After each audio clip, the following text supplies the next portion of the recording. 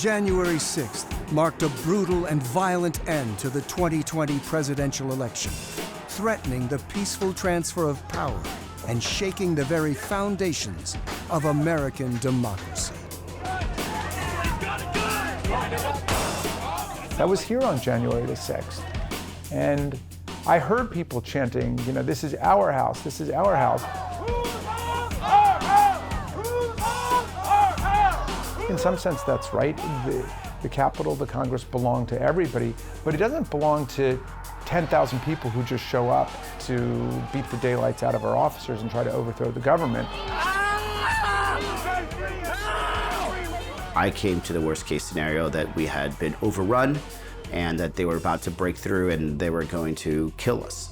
And so all I could do is figure out how to fight my way out, survive the day, and make sure that democracy survived.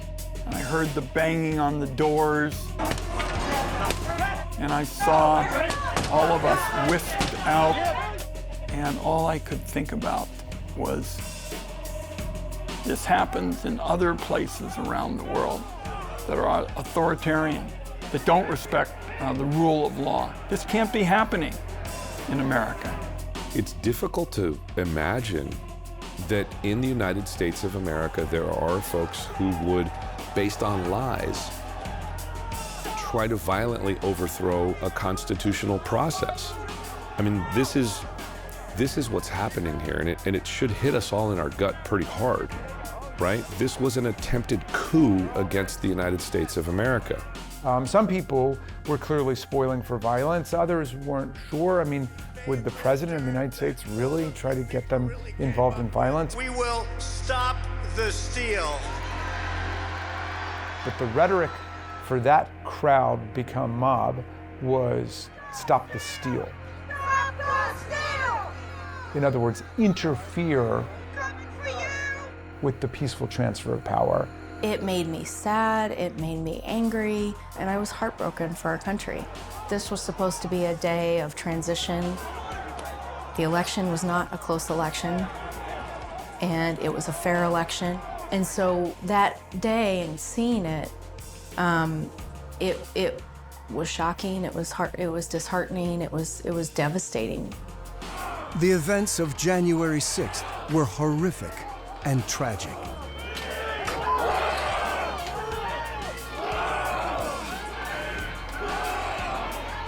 Eight people died as a result of the violence, and more than 175 police officers were injured, many permanently disabled. But while the graphic images of January 6th remain seared in the minds of the American people, the insurrection isn't the only story of the 2020 election.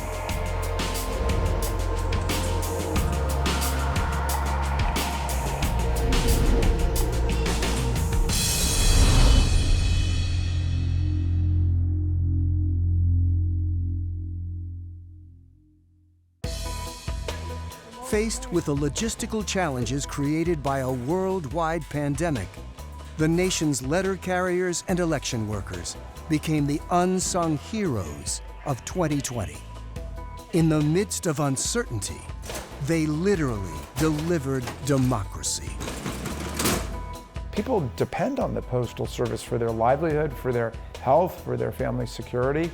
But as a democracy, we also depend on the Postal Service too. And when you think about the Postal Service's mission, being established as a service in the Constitution, and this goes back to the roots of our representative democracy being founded.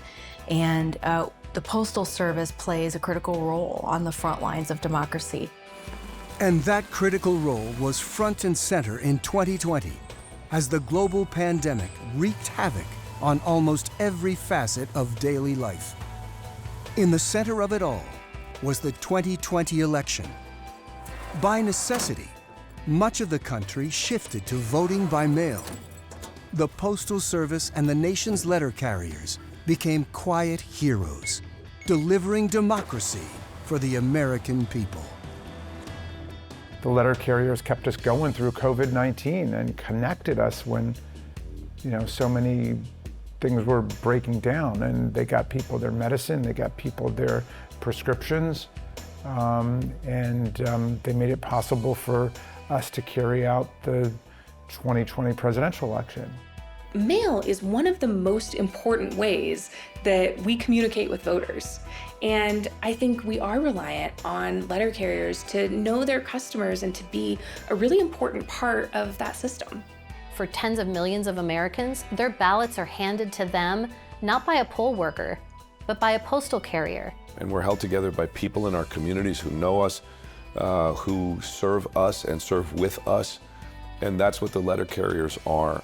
The letter carriers are part of their neighborhoods. They are part of their communities, and they're who voters and citizens interact with the most of any government entity. Their role in elections is really critical and really pivotal as well.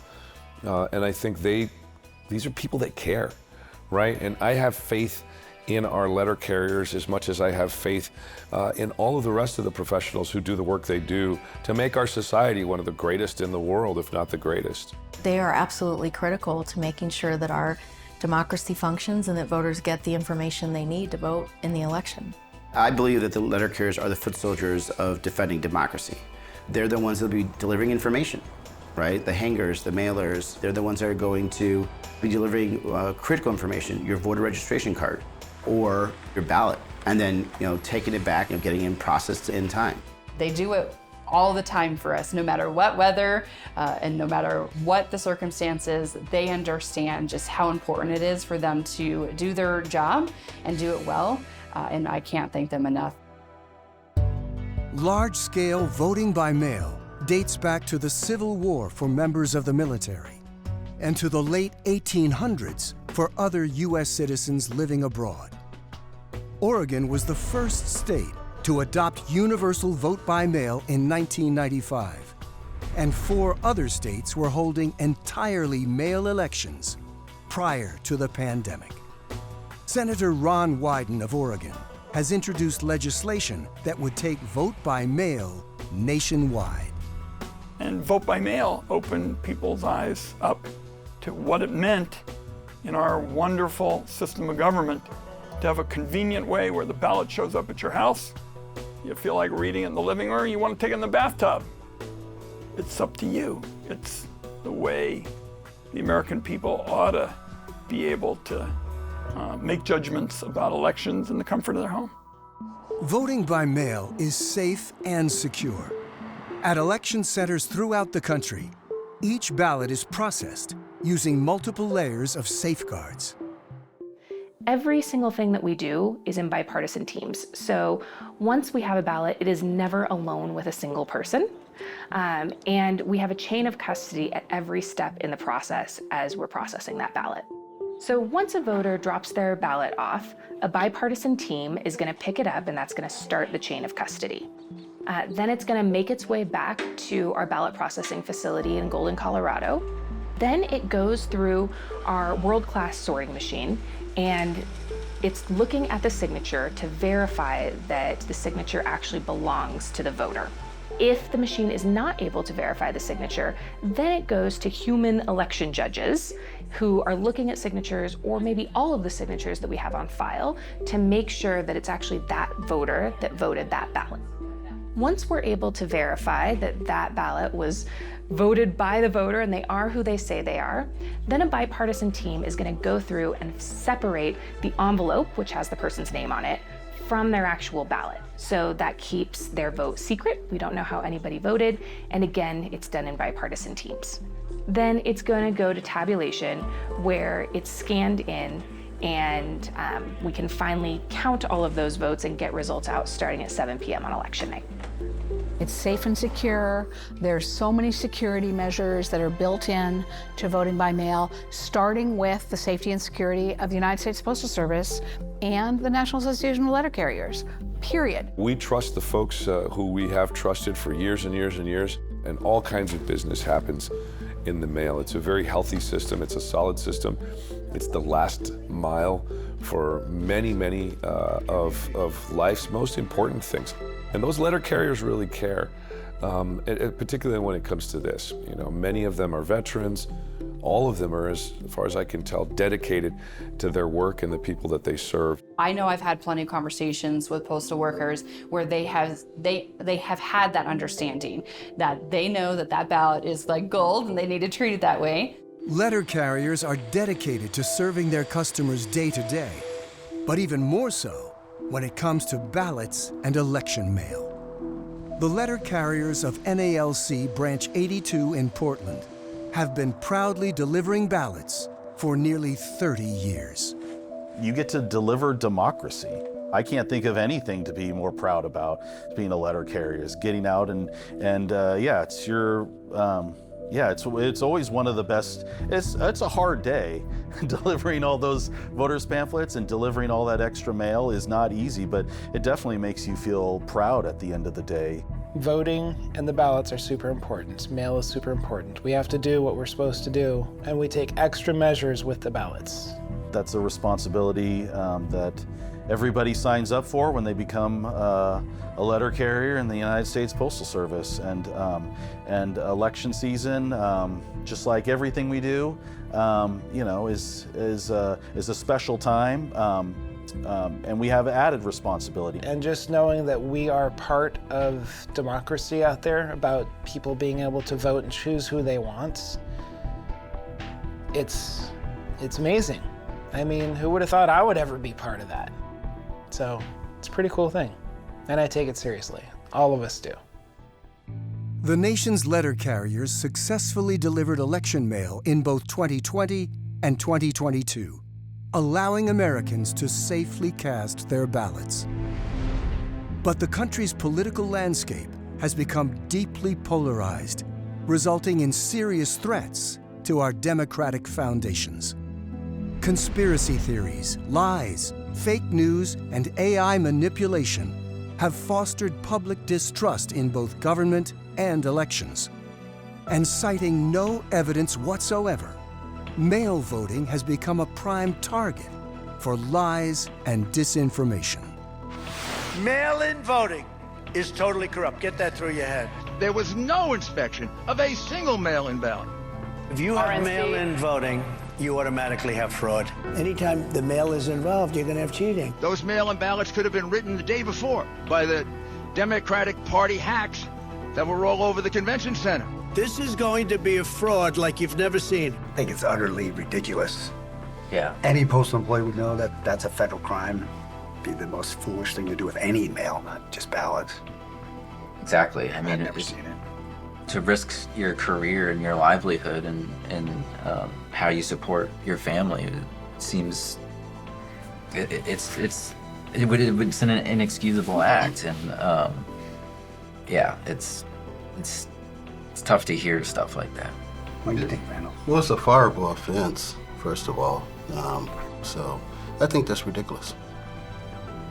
And postal employees, always #1 most trusted government person. Like always, every poll the government's ever done. I think we all Who feel more like trustworthy to move ballots? we all feel honored to be part of the voting process. Are happy to be a part of it. We would never mess with the ballots. No, something as fragile as democracy is, we're entrusted with this huge responsibility to make sure that it continues and that all people are able to vote. There was an effort also to politicize vote by mail, to try to make people afraid of it and to spread paranoia about it. And that was just wrong. And that was by people who themselves use vote by mail. Mail voting is safe, it's secure, and any kind of widespread or coordinated corruption just does not happen. Statistically, you just do not see it. When we ask about what they think fraud is, we can't really actually get them to say what they believe fraud is. I hope we'll break the spell of all of the paranoia and conspiracy theory in this election. And what's so striking is that someone like Donald Trump, who has told, as my children say, whoppers about vote by mail, even Donald Trump knows that this is popular and seems to be warming up to it. So our vote at home legislation, I think, is the future.